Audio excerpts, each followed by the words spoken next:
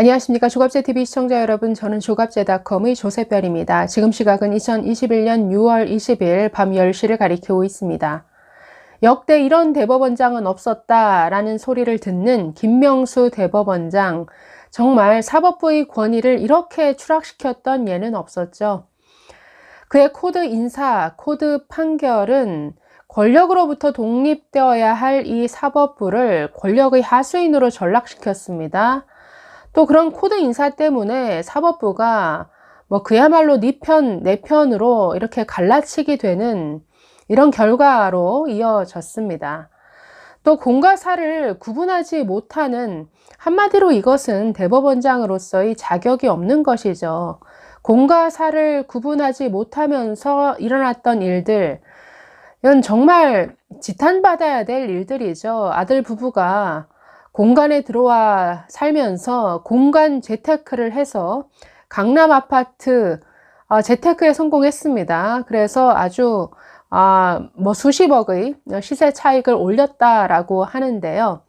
또 최근에는 이 공간에서 소송의 당사자인 이 한 기업, 즉 한진 법무팀이 대법원장 공간에서 만찬을 가지도록 했습니다. 거기에 이 김 대법원장의 부인도 참석한 것으로 알려졌습니다. 그리고 그 한진 법무팀에는 이 김 대법원장의 며느리인 강모 변호사가 소속되어 있습니다. 이런 일들만 지금 나열해도 벌써 대법원장 자리에서 물러났어야죠. 하나 더 있네요. 임성근 전 부장판사 탄핵과 관련해서 그의 거짓말이 녹취록에 의해서 만천하에 공개가 됐습니다. 참 창피스러워할 일인데, 보통 참 수치를 느끼고 뭔가 명예가 있는 사람이라고 한다면 진작에 죄송합니다 라고 대국민 사과와 함께 물러났어야죠. 그런데 아직도 그 자리를 지키고 있습니다. 역대 이런 대법원장은 없었습니다. 자, 최근에 조선일보에 이런 글이 실렸습니다. 기자의 시각, 김명수 대법원장 취재 후기라는 글이 올라왔는데요. 자, 여기서는 도대체 김명수 대법원장이 이렇게 공과 사를 구분하지 못하는 그 이유가 뭘까? 그 이유를 나름대로 취재를 통해 분석하고 있는데 아주 주목할 만한 기사인 것 같습니다. 자, 읽어보겠습니다. 오너가 재판을 받는 기업의 법무팀이 대법원장 공간에 들어와 술, 밥을 먹는다는 건 상상하기 어렵다. 소설 같은 얘기가 실제 벌어진 건 공사 구분을 간단히 마비시킬 수 있는 무언가가 김명수 대법원장을 움직이고 있다는 뜻이다. 그것은 피아 구분의식이라고 생각한다. 며느리가 일하는 한진 법무팀을 우리 편으로 보고 공간 만찬을 허락했을 가능성이 높다는 것이다. 단순 짐작은 아니다. 즉, 이 기자는 김명수 대법원장이 이렇게 공사 구분을 못하고 이런 일을 벌이는 데는 어떤 그의 도덕적인 의식, 결여 이것도 있겠지만 그 전에 일단 네 편, 내 편으로 가르고 보는 이런 의식이 너무나 강하게 자리 잡고 있다라는 뜻입니다. 자, 계속 한번 보겠습니다. 2017년 그가 취임한 직후부터 대법원에선 이상한 얘기가 흘러나왔다. 김 대법원장이 판사들과의 저녁 자리에서 전임 대법원장 때 요직에 있었던 한 판사에게 너 누구 편이냐라고 물었다라는 것이다. 비슷한 얘기는 계속 나왔다.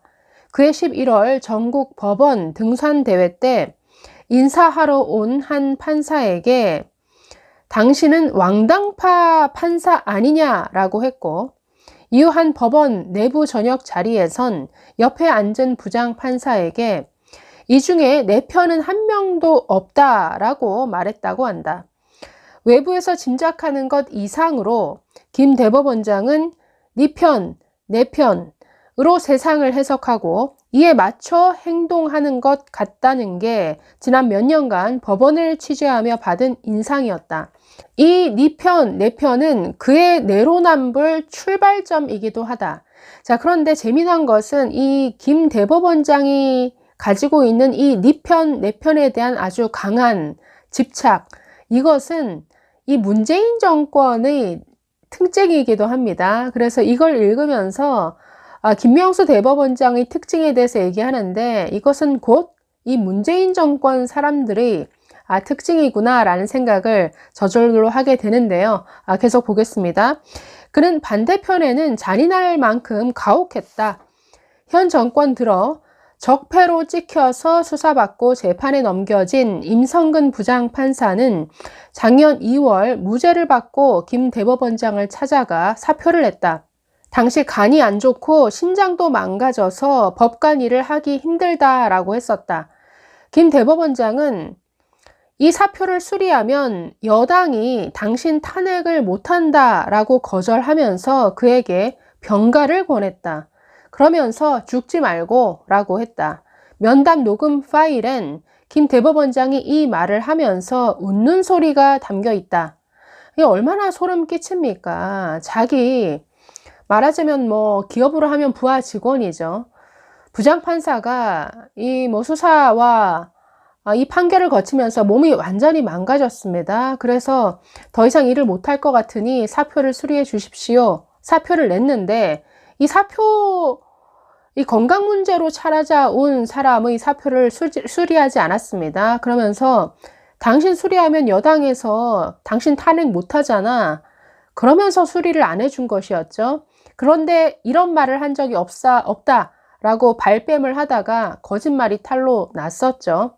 사표 내지 말고 그냥 병가 내고 있으라고 하면서 죽지는 말아라 라고 웃으면서 이런 얘기를 했다라는 게, 이것은 정말 인간성의 문제 아닙니까?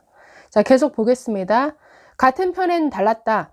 그는 2018년 첫 법원 행정처 인사에서 인권법 판사 독식 우려에도 핵심 보직인 대변인과 기획조정심의관 전원을 국제인권법 연구회 판사들로 앉혔다.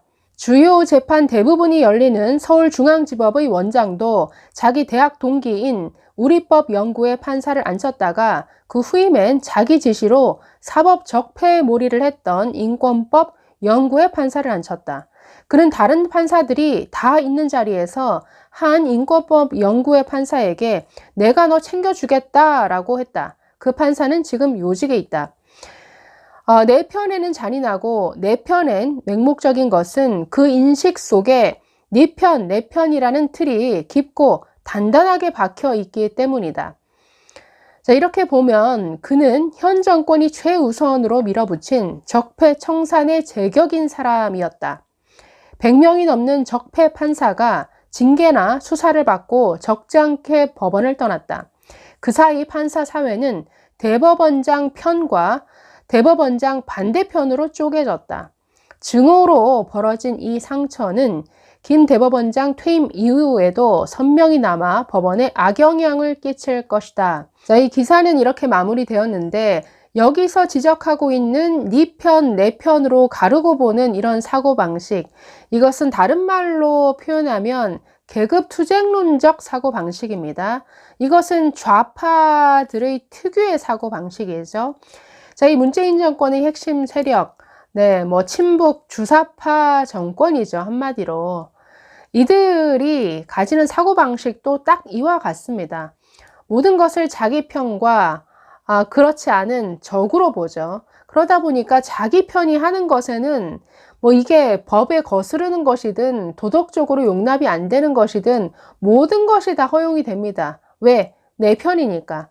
그렇기 때문에 내로남불적 행태가 당연히 나오는 것이죠. 내로남불, 위선, 자, 이런 것들이 지금 이 문재인 정권을 대표하는 단어가 되었는데, 그럴 수밖에 없는 이유가 바로 여기 이 칼럼에서 지적한 이런 사고방식 때문입니다. 이런 사고방식을 뭔가 좀 한반도 전체로 확대를 해보면 지금 이 문재인 정권 세력에게 자기 편에는 북한도 들어가겠죠. 그러니까 북한도 포함해서 자기 편을 위협하는 세력들은 적으로 보니까 가끔 거기에는 당연히 미국도 들어갈 겁니다. 한마디로 대한민국을 적으로 돌리는 경우가 네, 종종 당연히 생길 수밖에 없겠죠. 그러니 당연히 이 대한민국 헌법을 무시하고 대한민국의 법치를 이렇게 흔드는 게, 네, 이런 계급 투쟁론적 시각에서 모든 세상을 바라보다 보니까 그럴 수밖에 없다라는 것. 그들의 이런 본질은 아마 앞으로 변하지 않을 겁니다. 그러니 이런 위선적 내로남불 행태는 이 정권이 지속되는 한 아마 계속 일어나겠죠.